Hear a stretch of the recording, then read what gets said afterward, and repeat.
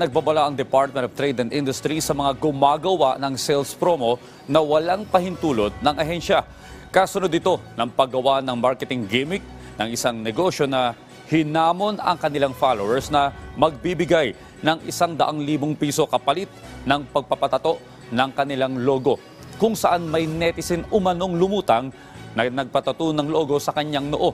Ayon sa DTI, tinututukan na nila ang mga aplikanteng nais magsagawa ng promotional sales. Kabilang sa tinitignan ng ahensya ay mga taong pasok sa promo at mechanics.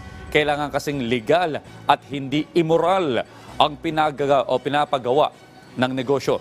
Nakipag-ugnayan na ang DTI sa Cybercrime Investigation and Coordinating Center para imbestigahan ang kontrobersyal na prank o promo sales.